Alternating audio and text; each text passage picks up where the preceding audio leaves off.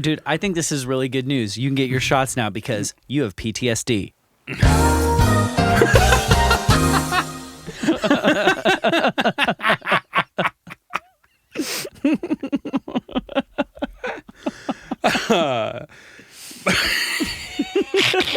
That was just perfect sound effect. Perfect timing. Couldn't have been better.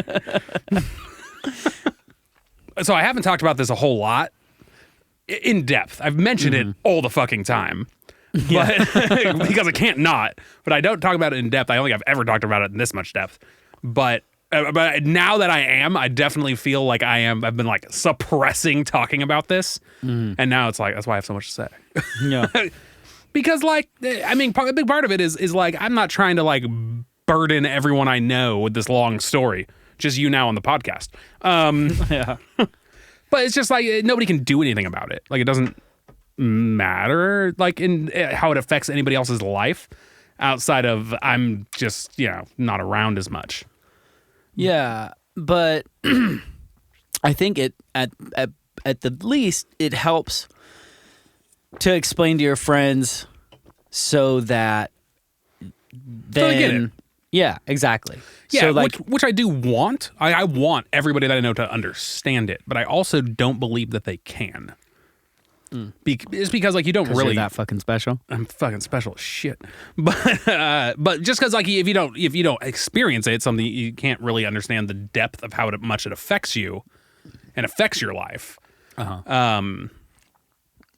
Which is why normally I just tell people, I'm just like, I just can't eat most foods.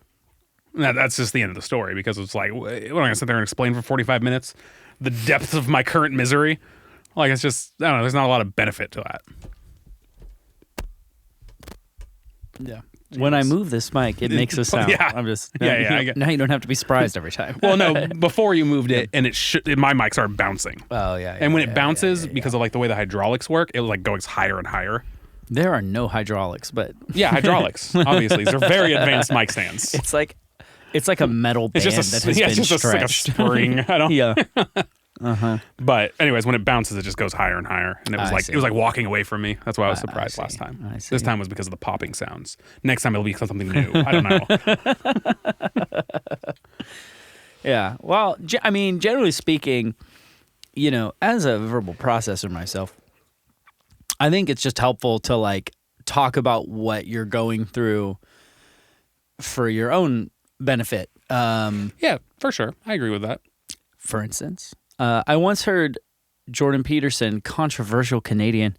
I reference, so I do like a karaoke event, like for tourists, and I happened to have some people from Canada, and they said something, and something Jordan Peterson said was like very applicable in the moment, and it was an apolitical statement.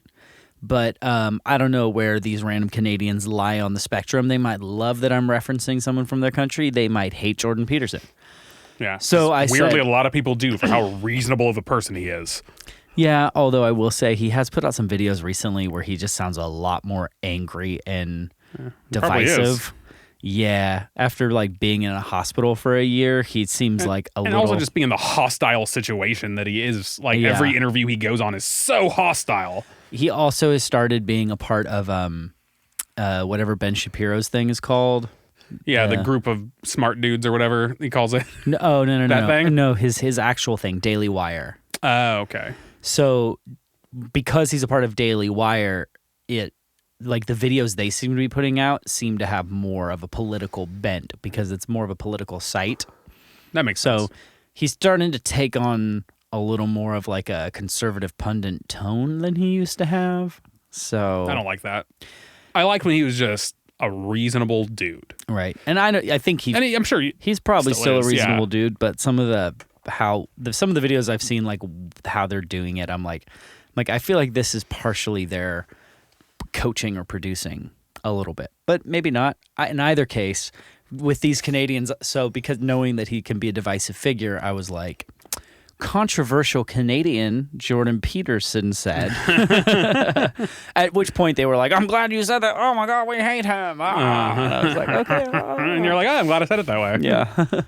So anyway, I once heard controversial Canadian Jordan Peterson say that if you have a memory that's older than 18 months, which yours isn't older than 18 months, but No. if you have a memory that's older than 18 months, a painful memory, and when you revisit it, it still causes you pain now, it's because you haven't fully processed it yet. Like, you haven't fully gone through it.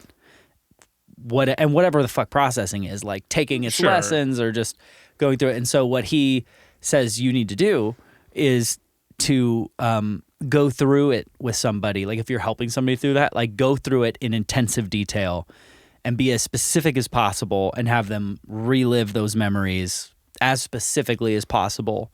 And so, like, I mean, it's basically kind of the whole underlying theory of therapy is that just by you talking through those things and like reliving them, you kind of end up getting out some of the edge to the pain, and eventually, and it was helpful for me. I did therapy one time for like 6 months, and I think I'll do it again.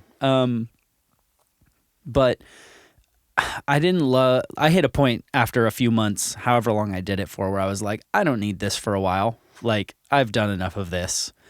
But I see its helpfulness because there are stories from my past about childhood and whatever else that it used to be harder to explain to people. Like, if I shared it with somebody and tried to do it like with the emotional depth of the story and like really go through it, even though it was a long, long time ago, it still caused some level of pain. It brought up a lot of anxiety to share. And I'd share it anyway, but I would just feel anxious the whole time. Mm-hmm. But I've realized, like, just even recently, having a newer girlfriend and sharing with her old stories, I'm like, I'm not feeling very anxious sharing this with you. And so I think there's something to just like recounting the stories, going through the emotion again.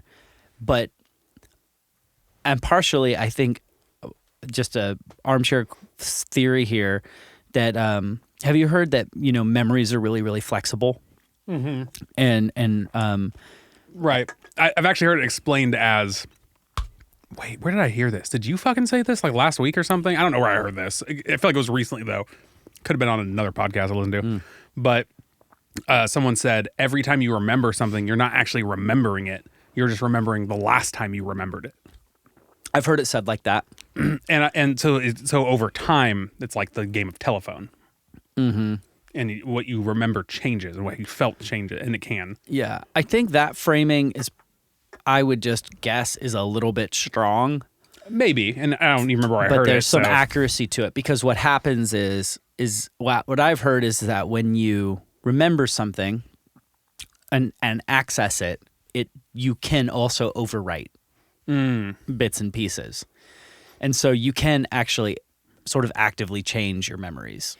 Isn't that like how people beat like lie detector tests? Like, they convince themselves that what they, like, the thought in their head is actually true, right? They change their memory a little bit. I've heard that. Yeah. Yes. I think there's some accuracy to that. And so you can sort of reform your memories, but the brilliant thing is that, especially when it comes to like childhood trauma or things that happened to you when you were a lot younger, you know, before your prefrontal cortex fully developed, or when you had less life experience and perspective, is like, now you go ahead and remember that, but you look at it through an adult's eyes and you kind of re-experience it with your current knowledge and experience. And you realize things that kind of like really bummed you out when you were a kid, you look at it a new way. And either, that makes sense. And that might be, oh, that doesn't bum me out anymore. Or it might be like, wow, that was really hard, or that was tough. And you now have empathy for yourself as a child, because you're like, wait a minute, you shouldn't be treating a child that way, or whatever. Like, or you see your parents through the perspective of an adult, and you go, oh, they were like my age, like they didn't know what the hell they were doing. Things like that. And I think that's kind of one of the underlying theories of like why therapy can work, or what it does, is just like to revisit it, to kind of go through that emotion again. But as an adult, you've accessed that memory And now you sort of change it a little bit. And instead of like a really immature child coming to conclusions about what this means, now an adult has a second to like reprocess that and go, whoa, what a 7-year-old thought about this isn't right. That doesn't mean I'm a piece of shit. It means my dad said a thing this one time. Sure. You know what I mean? Yeah. So